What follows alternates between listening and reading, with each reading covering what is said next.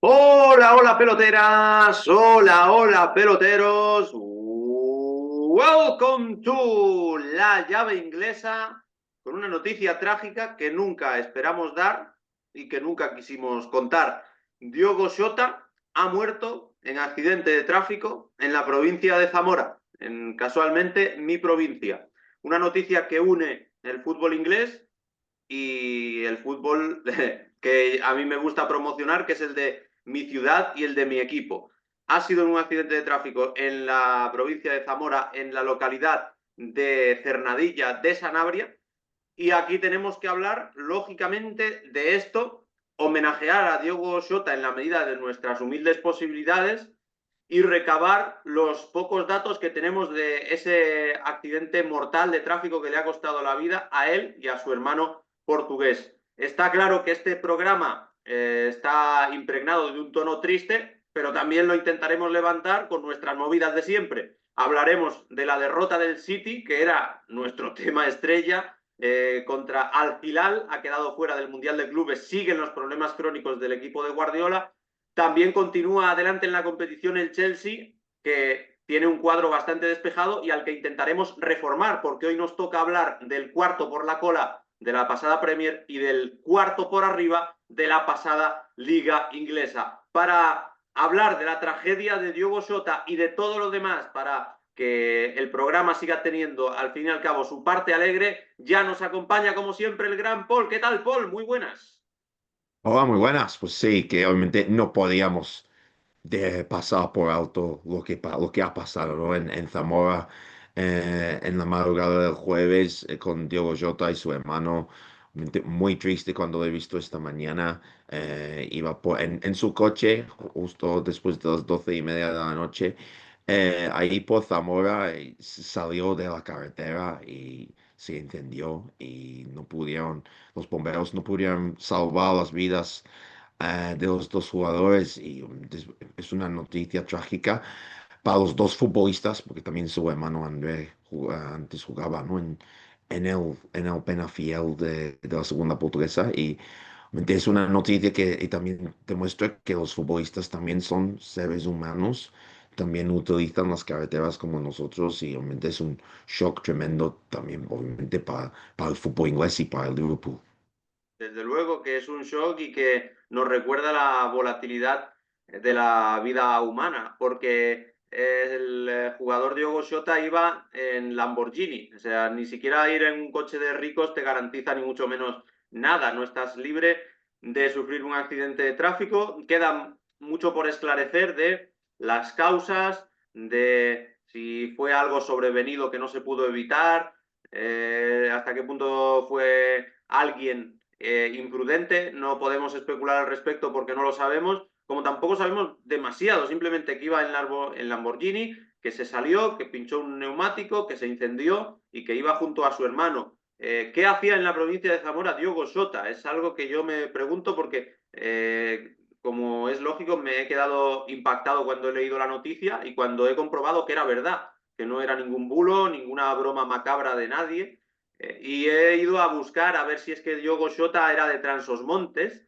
que es la zona portuguesa de La Raya de Zamora, que es la frontera con Portugal. Y no me viene que en la Wikipedia ni en Transfermarkt ni en estos sitios que naciera allí en los municipios de Trás-os-Montes de La Raya, sino que él es nacido en Oporto y estaba en la provincia de Zamora. Pues no sabemos muy bien por qué, pero sí que quizás tuviera que ver con la celebración de una boda, y es que se había acabado de casar hacía 11 días exactamente, el 22 de junio. Así que ha sido una noticia impactante, devastadora y que se une también pues, a las tragedias históricas del Liverpool, porque tiene la de Hillsborough y la de Hazel como grandes hechos luctuosos que marcan la historia de los Reds, y también se une en clave Zamora a el fallecimiento en su momento de una cantante llamada Cecilia, que también murió de la misma manera de accidente de tráfico en otro municipio de la localidad, en Santa Cristina de la Polvorosa. O sea que la tragedia es el hilo conductor de esta pérdida de un futbolista, de Diogo Jota, que a mí personalmente me gustaba mucho. Creo que en sus últimas 2 3 temporadas había perdido un poquito de protagonismo, pero era un jugador fantástico, campeón de la Liga con el Liverpool, campeón de la Liga de Naciones 2 veces con Portugal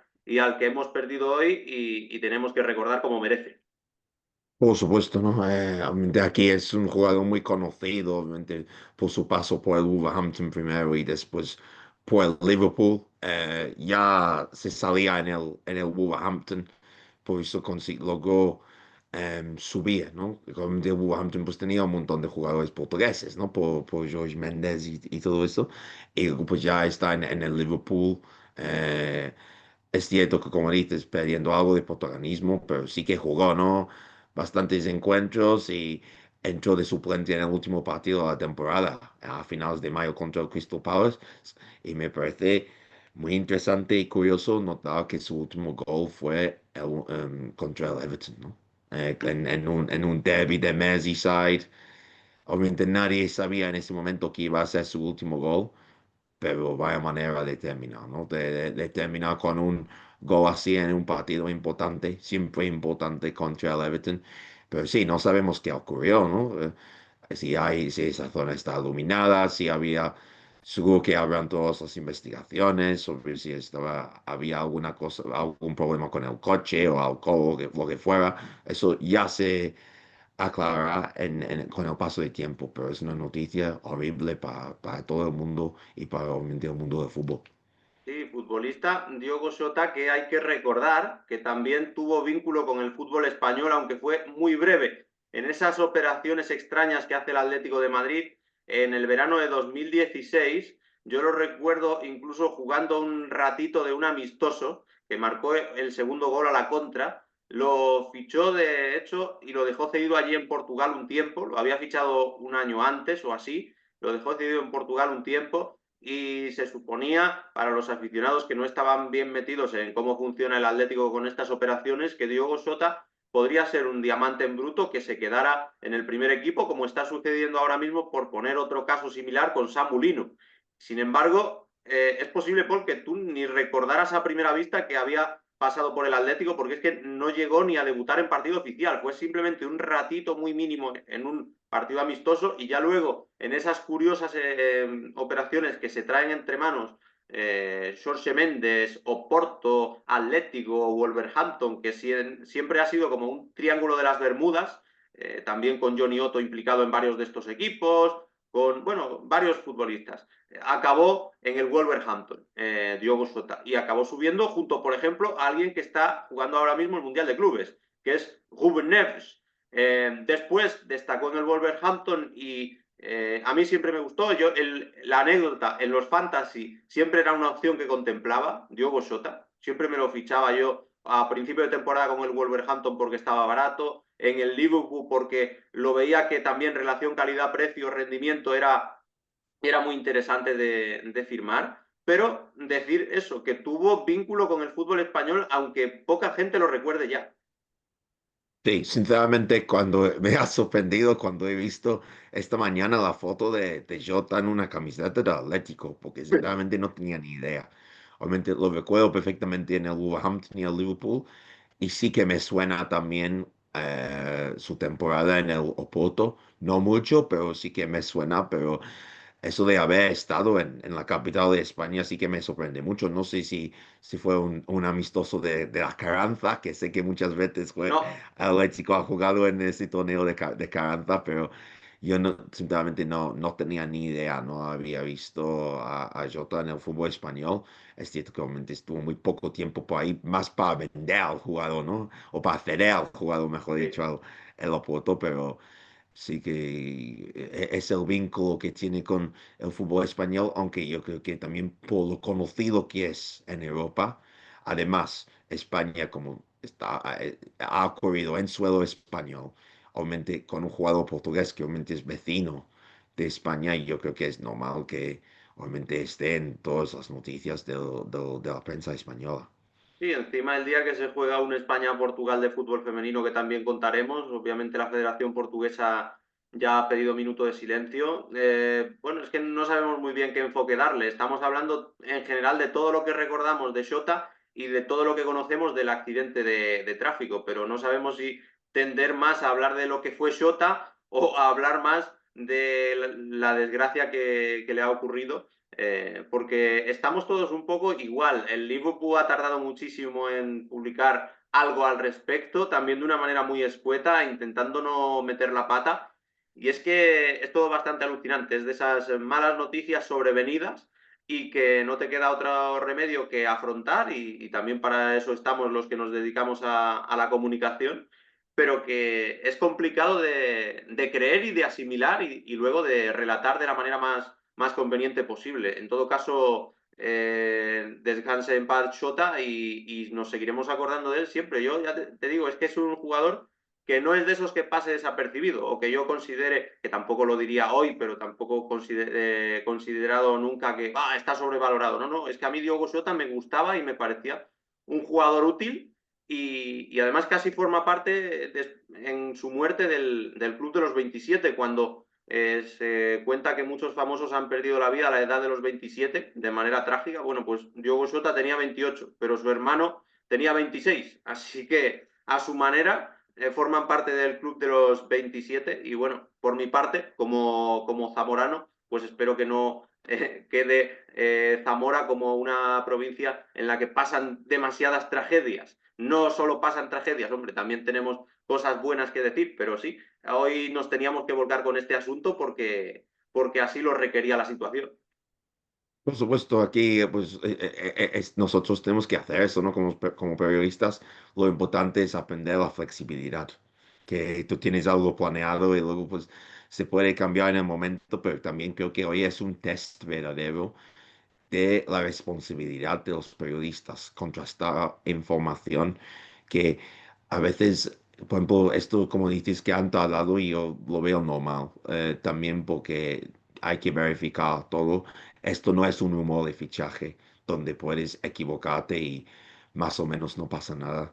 Esto es un jugador, la vida de un jugador que obviamente tiene familia. Hay que hacer las cosas bien. Luego primero hay que intentar conseguir que se haya informado, ¿no? A la familia primero, antes de que se publique.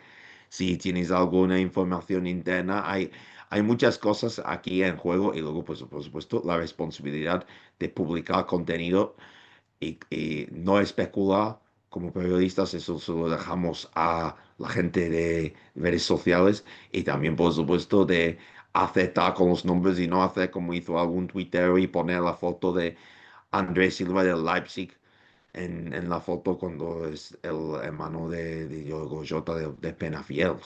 Son cosas que son errores muy tontos que en otro aspecto, en otra situación podría tener gracia, pero obviamente cuando estás hablando de jugadores, de la vida de los jugadores, hay que aceptar estas cosas. Sí, sí, porque además esta vez no, pero otras veces ha habido periódicos que, entre comillas, han matado a gente que había sufrido un accidente grave, pero que no había muerto. Y sin embargo, recuerdo esto que sucedió cuando lo de Mino Raiola, Sí, que sí. lo ponen, Yo, ha muerto Mino Raiola, ¿y qué adelantas con decir esto? O sea, aunque fuera verdad que cuando pones esto y se demuestra que no ha sucedido todavía, pues queda claro que es mentira. Pero es que aunque fuera verdad, ¿qué ganas tú? Un par de clics más porque la gente va a consultar tu periódico primero por el morbo de saber que ha muerto un famoso. Pero si es que eso tienes mucho más que perder, porque vas a quedar como alguien que solo busca el amarillismo y que no es creíble ni siquiera en un asunto muy serio. O sea que desde luego detestamos esas prácticas periodísticas e intentamos alejarnos de ellas.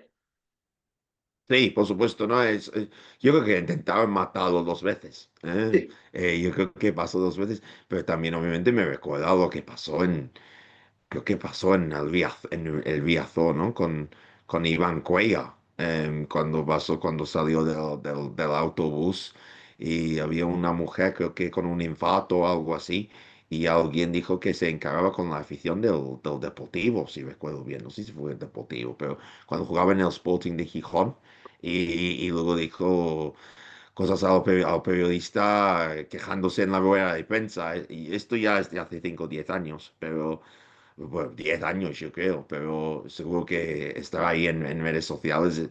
Yo sé que se comentó mucho también sobre la ética del periodismo y de no especular y de conocer todos los hechos antes de formar opiniones y de informar. Sí, yo lo de Cuellar que estás contando no lo recuerdo en absoluto, pero sí que recuerdo ruedas de prensa incendiarias del Pichu Cuellar y seguro que alguna de ellas se debía a esto, a que habían tergiversado la información. Luego, claro, el carisma de Pichu Cuellar, que o lo adoras o lo odias, para dar ruedas de prensa que pasan a la historia, ese ya es otro tema. Pero mira, el mismo carisma que le ha servido para renovar esta misma semana con el Real Mallorca, al Pichu Cuellar.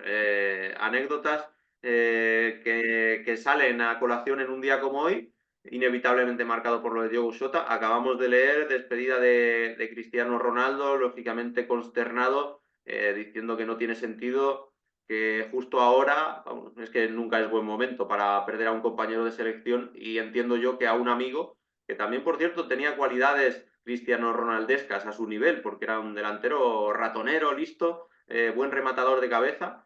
Es una pérdida a todos los niveles. O sea, creo que estaba para aportar todavía en la selección. De hecho, nos mete, si no recuerdo mal, un penalti de la tanda de la Nations League y también para su club. Pero bueno, no, la vida sigue. Entonces, como la vida sigue, pues tenemos que hablar de más asuntos, porque como mencionaba yo antes, Ruben Neves es compañero suyo de selección y se acaba de cargar con sus compañeros, figuradamente, claro, al Manchester City en el Mundial de Clubes con Al Hilal. Noticia que en otro orden, pero es muy impactante también. Este Al Hilal 4, Manchester City 3, que estaba claro que iba a ser la comidilla de todo el programa en el día de hoy, Paul. Sí, bueno, es que yo creo que nadie esperaba eso y eso no es menospreciar al Hilal, que al Hilal ya lo vimos contra el Madrid. Y es cierto que no, el Madrid no jugó muy bien en ese encuentro, pero al Hilal hizo, el Bono hizo muchísimas paradas y obviamente cuando ves a jugadores como Koulibaly, Milinkovic-Savic, Malcolm, Lodi, Neves, cuando ves esos, y Aldasari también cuando pensamos en contra Argentina, cuando ves a esos jugadores, pues tienes que pensar, y luego Mitrovic que no está, pero tienes que pensar, este equipo no es ningún equipo malo. Este equipo tiene jugadores, tiene calidad. eh, es cierto que lo de Marcos Leonardo, pues no lo conocía, pero hizo gran impacto, obviamente, en ese encuentro. Pero hay que decir que el Manchester City en defensa otra vez, que algún gol de saque de esquina, eso es el problema que sigue siempre el Manchester City. Hay que ser sincero y que el City hizo muchísimas ocasiones y para mí, pues, al menos del resumen de 10 minutos que vi, que el City no mereció perder, al menos de lo que vi. Obviamente, si alguien si ha visto 90 minutos o 120 puede decir otra cosa. Pero al Hilal, pues, ha hecho méritos, ¿no? Para ir ya a las cuartos de final. Yo estuve viendo parte del partido y sé que el City tuvo los mismos problemas que durante buena parte de la temporada. Le dejaron contraatacar mucho al Hilal. Sí que hace 10 paradas Bono y es el MVP del partido, tanto por estadísticas como por sensaciones, pero al mismo tiempo hay que comentar que al Hilal mereció marcar, según la estadística avanzada, o generó, mejor dicho, generó más de 3 goles y el City creo que generó algo más de 4. O sea, creo que el resultado, según estadística avanzada, habría tenido que ser al revés, en vez de 3-4, 4-3. Pero a lo que me refiero es a que no hubo tanta diferencia en cuanto a la claridad de la generación de oportunidades. Sí que el City bombardeó mucho más el área rival, tuvo muchísima más posesión, puso en más aprietos constantemente a la defensa rival, pero al final cuando salía con muchísimo peligro, tuvo un gol anulado por un fuera de juego milimétrico, un penalti anulado por un fuera de juego milimétrico. O sea, no solo son los 4 goles, es que también justo antes del final del partido pueden meter el quinto, es que hay ese penalti anulado por un fuera de juego de milímetros y problemas crónicos de un Manchester City de Guardiola que sigue instaurado en la temporada pasada y que no se decide, o bueno, todavía puede ser temprano, pero a Cherki lo sacó muy tarde en el partido. Foden está mucho mejor, pero aún así no es suficiente. Rodri salió de suplente y acabó siendo sustituido. O sea, todavía es un Manchester City de entreguerras. Yo creo, Paul, que es un fracaso el haber caído contra el Hilal. Es un fracaso que culmina una temporada desastrosa, pero yo creo que no hay que ni decir que el Manchester City va a ganar la Champions porque ha hecho unos fichajes que suenan muy bien, ni decir que el Manchester City va a seguir en las andadas durante toda la temporada que viene porque ha fracasado en este Mundial de Clubes. Yo creo que temporada nueva, vida nueva, y esto no deja de ser una transición entre una temporada y otra, así que el futuro nos dirá que es del City, pero desde luego es un fracaso rotundo y es algo que no se puede permitir. Es la primera vez que un equipo asiático gana a un equipo europeo en partido oficial. Hay algunos que dicen que podría ser una bendición para el Manchester City, porque Mm, tiene 2 semanas más de descanso en comparación probablemente con el Chelsea, ¿no? O posiblemente con el Chelsea. Y así llega menos cansado a la Premier League. No sé que se ha hablado mucho también de eso del Madrid, ¿no? Con sí, el primer partido en Liga.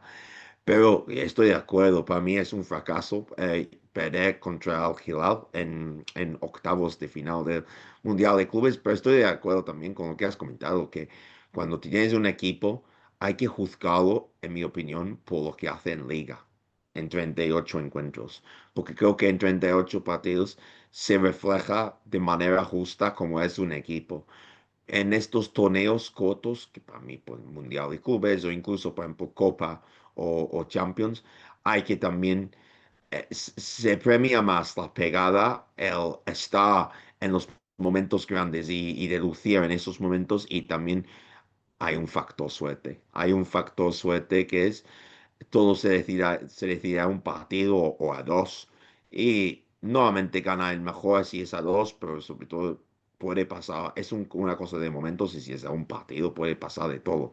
Mientras que en 38 partidos, o sea, tú no puedes decir que el City jugó muy bien después de lo que pasó en 38 partidos, pero sí que puedes decir que un equipo tuvo mala suerte en un partido o en una eliminatoria, ¿no? A doble encuentro. Es que estas cosas, a veces, por ejemplo, el Madrid ha ganado la Champions sin ser el mejor equipo. O sea, totalmente. esto pasa, pero en 38 partidos es muy difícil decir que un equipo no lo ha merecido. Sí, sí, totalmente. La Champions, un día podemos hacer ese ejercicio, o bien contigo, o bien en un vídeo que se me ocurra a mí, pero la Champions no todos los años la gana el mejor. Eso yo creo que es irrebatible. La gana el que está mejor en el día D, a la hora H, el que sabe competir con varios estilos, por eso el Madrid la ha ganado tantas veces, y el que sabe, en definitiva, sobrevivir a todo tipo de situaciones. Y al hilo de esto, al hilo al hilal, que bien hilado, se me ocurre que hay jugadores que son especialmente buenos en este tipo de torneos cortos. Y el paradigma de lo que comento es Yacine Bonu. Para mí el segundo mejor portero del mundo. Choca decirlo porque lo hemos perdido del foco los que seguimos solo fútbol europeo, pero para mí el segundo mejor portero del mundo y un portero especialista en este tipo de gestas. La Europa League que gana con el Sevilla en 2023 cuando el Sevilla se caía a cachos y él acaba siendo el héroe en especial en la final, parando penaltis. La semifinal del Mundial con Marruecos y ahora como mínimo estos cuartos de final con una parte del cuadro muy abierta para Al Hilal, que se va a enfrentar a Fluminense. Iba a ser esto un Manchester City Inter de Milán y la televisión inglesa, Paul, se queda con un Al Hilal Fluminense, así que no podemos decir que salga ganando. No, pero, no, pero estas son cosas, riesgos que corres, ¿no? Cuando compras un torneo así. Pero lo que comentas, yo creo que también Bono ha jugado, ¿no? Cuando juega con Marruecos o Al Hilal, pues estos torneos grandes que comentas son su escaparate, su Mm, oportunidad para lucir, demostrar porque es muy bueno. Por ejemplo, cuando estás en el Sevilla, 38 jornadas, estás jugando en 38 jornadas, pues la motivación a veces se pierde cuando juegas en 38 jornadas o en 38 jornadas hay lesiones o hay, por ejemplo, en Madrid y Barça te mete 6 y nadie se acuerda de 3, 4 paradas que has hecho.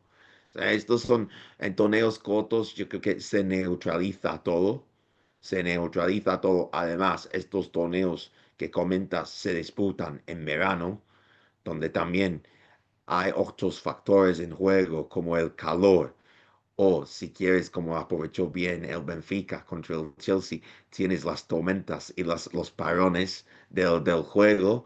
O también, por supuesto, tienes el cansancio de un calendario largo. Además, siendo portero, pues es uno de los jugadores que en teoría debería estar menos cansado en una temporada, obviamente por su posición en el campo. Y yo creo que también son esos factores y aprovecha todos esos factores a favor para rendir a un máximo nivel, sobre todo en estos torneos cortos, también por ejemplo, en finales, por ejemplo, de Europa League o como comentas en torneos de verano.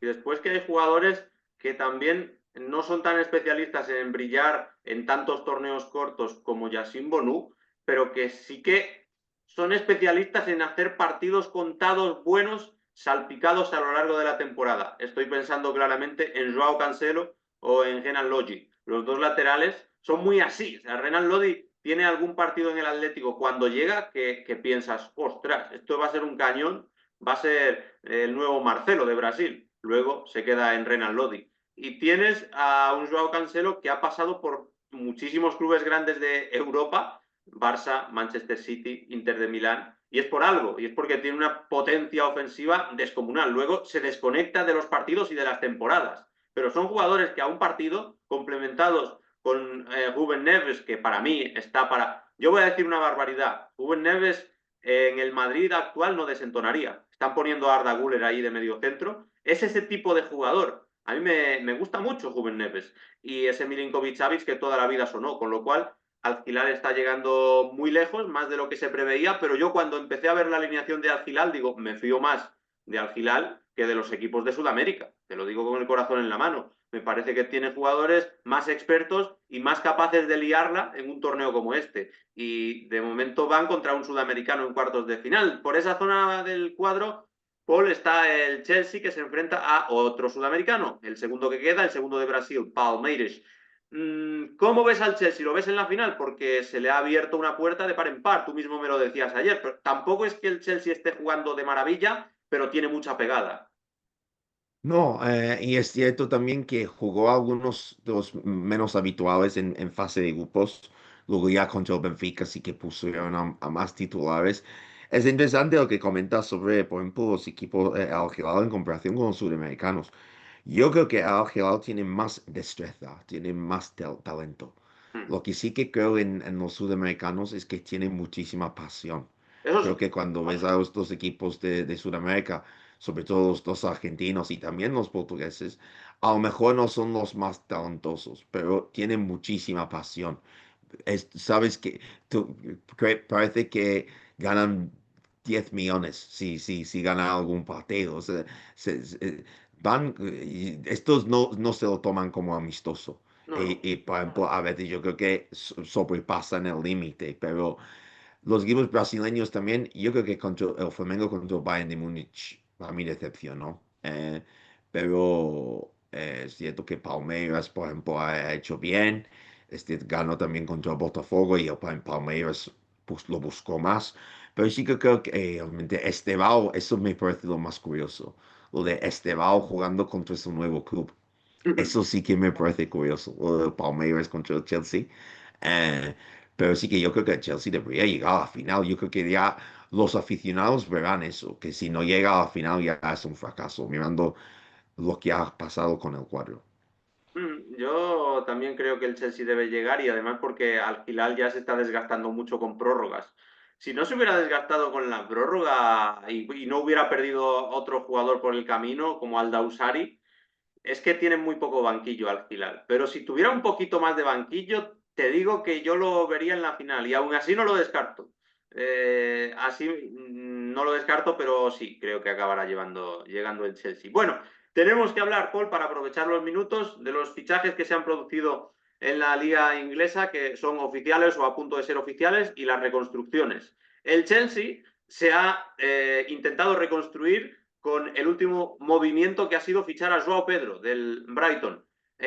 También tenemos que hablar del Sunderland, que va a fichar a Sidiki, un delantero por 20 muchos millones, casi 30 o sin casi, y a Reinildo Mandava de la Liga Española, fichaje random donde los haya, pero oye, personalmente le deseo lo mejor a Reinildo Mandava en el Sunderland, dejó un gratísimo recuerdo en el paso por el Atlético antes de su lesión, defendiendo como un titán. En el Everton va a recalar Tierno Barry, al que hizo de oro el jugador precisamente del Atlético, Alex Baena, el que acaba de fichar.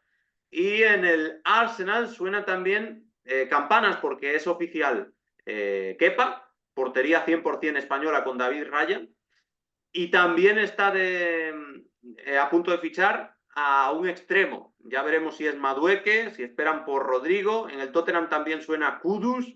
En fin, mucho movimiento. Y yo creo que estos son los más importantes de la semana en el fútbol inglés. Sí, y lo comentamos, ¿no? Como dices de Benildo, y el Sunderland dijimos que tenía que buscar cambios, ¿no? Tenía que buscar también jugadores de primer o jugadores con experiencia en los grandes clubes, y eso es lo que aportaría a Benildo. Es cierto que obviamente con Sediki es más es más un riesgo, probablemente también tienes que aprovechar a los jugadores. O las oportunidades de fichar jugadores así. El Unión Saint-Gilloise ha jugado bastante en Europa en los últimos años, ¿no? Sí. Así que hay que, me parece bien, y luego lo de Kepa también lo he visto. Obviamente hay muchos movimientos y también lo del Chelsea, pues no me sorprende en absoluto siendo el Chelsea. El Chelsea, pues hace estas cosas. Eh, y sí, que hay muchísimas cosas ahí con el Chelsea y el Tottenham, pero a ver qué ocurre. Y obviamente pues, Delap pues ya está jugando también en el Mundial de Clubes, pero a ver qué ocurre con esos fichajes. Sí, la reconstrucción. El Chelsea, yo creo que Joao Pedro no sube demasiado el nivel respecto a Nico Jackson, que supongo que acabará saliendo porque son muchos delanteros, o a Liam Delap, y es que son muchos delanteros porque solo suele jugar con uno. Incluso también lo de Mark Yu, que comentamos hace tiempo. Creo que lo que necesita el Chelsea son centrales mejores, porque es que yo ahora mismo no sé cuáles son los titulares del Chelsea. Sé que Colwill es un titular que yo creo que más o menos está ahí asentado, pero después entre Badiashile, Adarabiollo, Fofana que está siempre lesionado, yo creo que necesita un central bueno, tocho, el Chelsea, y sobre todo, si no puedes fichar un central, un portero. Un portero, o sea, ficha a Yacine Bono, ya que tienes la cartera llena siempre y que eres el Chelsea, ficha a Yacine Bono y recupéralo para el fútbol europeo, hombre. El Madrid no lo fichó hace 2 años cuando se lesionó Courtois, acabó con Kepa y ni fu ni fa. Nah, el Chelsea tiene que fichar un portero de ese estilo. Un portero bueno que dé puntos y que sea mejor que Robert Sánchez y que Philip Jorgensen y que todos los demás porteros que ha. Es que, claro, ha fichado muchos porteros, pero ninguno de plenas garantías. Es que el Chelsea es un equipo rarísimo. Y después del Tottenham, me encantaría que se hiciera lo de Kudus. Y tendría muchas ganas de verlo con Thomas Frank. Me encantaba Kudus en el Ajax, porque era debilidad absoluta y me ha molestado que no triunfe en el West Ham United, donde tampoco ha tenido el mejor contexto posible. Pero me encanta Mohamed Kudus y estoy deseando que un equipo saque de él la versión que demostró en el Ajax. Yo también pienso lo mismo y me gustó mucho en el Ajax y yo también creo que demostró cosas en el West Ham. Sí, Era más la falta de regularidad y de hacerlo en momentos de manera consistente. Yo personalmente tengo muchísimas ganas de ver a Thomas Frank en el Tottenham porque creo que es lo que pide Daniel Levy.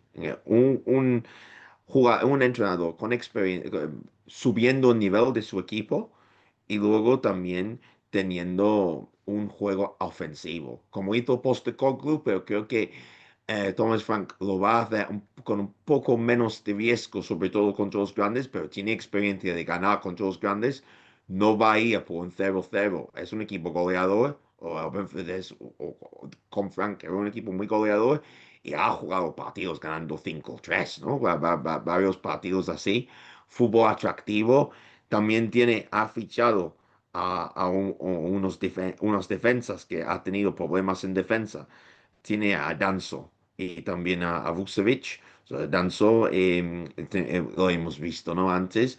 Y luego, pues, es una oportunidad también si Romero, si está suspendido o expulsado, pues tienes otros defensas ahí. Y luego Tell arriba del Bayern de Múnich. Así que otra oportunidad para marcar goles también arriba, obviamente después de la salida de Kane hace un par de años, pero a ver qué pasa con el Tottenham este año, pero tengo ganas de ver qué tal lo hace Frank. A mí con el mercado de fichajes del Tottenham me pasa con su delantera algo parecido que con la defensa del Chelsea. Me parece que tiene muchos jugadores, pero pocos convincentes. Creo que sí que tiene dos centrales buenos, como Romero y Van de Ven. Incluso el tercero, que es Kevin Danso, es interesante. Me parece que ahí está bien cubierto, también con Porro y Udogie en los laterales. El portero no está mal, Vicario. Creo que donde más tiene que reformar el equipo, aparte de frenar la sangría de goles, que en esto Thomas Frank no es muy especialista, porque Thomas Frank se ha caracterizado, el Brentford suyo, por encajar muchísimo, pero también marcar muchísimo al contragolpe, con Brian Mbeumo y antes con Ivan Toney. Donde tiene que mejorar es en frenar la sangría, porque creo que tiene jugadores para recibir menos, pero también en tener jugadores que tomen el testigo de Kane y de Son, porque Son ha caído mucho en sus prestaciones, porque el sustituto de Kane, que era Solanke, no ha salido todo lo bien que acreditaban los 60 millones que pagaron por él, que claro, es tarifa plana en fichaje de la Premier League. Ahí me falta a mí un delantero tipo Oli Watkins, que este año no va a jugar Champions y el Tottenham, recordemos que sí, incluso va a empezar con la Supercopa de Europa contra el PSG. Me falta a mí una cosita o un Malik Fofana en el extremo, porque Timo Werner ha salido muy mal y no va a seguir en el Tottenham, desde luego. Alguien que tenga un poquito más de veneno en el Tottenham Hotspur en el frente ofensivo. Un Kudus, como están sonando, aunque no está claro que lo vayan a fichar todavía.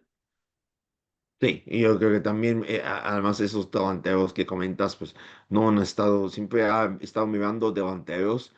Pero creo que aparte de Kane nunca ha tenido un delantero muy bueno. Es cierto que Son ha tenido sus años muy, muy buenos, pero siempre estaba Kane ahí también. Y ya parece que, y en mi opinión también, que con la salida de Kane, pues a veces ha perdido o no ha tenido muchas oportunidades de marcar goles. Y yo creo que eso es lo que intenta hacer Tottenham ahora con Tel, pero también necesita que los otros hagan su parte, pero yo creo que tampoco estaría de más un delantero adicional.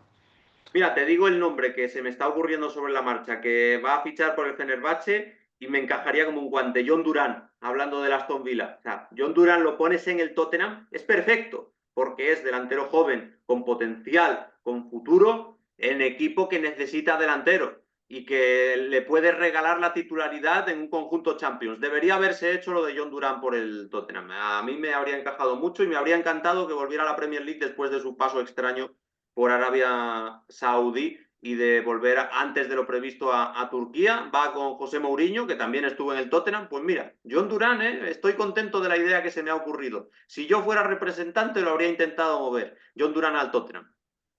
Sí, estoy de acuerdo. Además, con la experiencia de jugar en la Premier League también con el Villa de Tottenham normalmente son equipos bastante parecidos. Así que yo creo que respecto a la posición de la tabla, y Sí. creo que no habría sido un mal fichaje. Además, pues tienes el atractivo de estar en Londres, que eso suele atraer a muchos jugadores de fuera, el estar o estar cerca de Londres. Así que habría sido un buen fichaje. Sí. Y además jugando Champions por segundo año seguido. Bien, Paul, pues lo dejamos aquí. Muchas gracias por acompañarme y por ayudarme a glosar también la figura de Diogo Jota. Esperemos no tener que contar más tragedias pronto, pero nos quedamos con la parte alegre y con lo bueno que era como futbolista. Muchas gracias, Paul. Un abrazo. Muchísimas gracias, Miguel. Nos vemos la semana que viene. Un abrazo. Chao. Chao.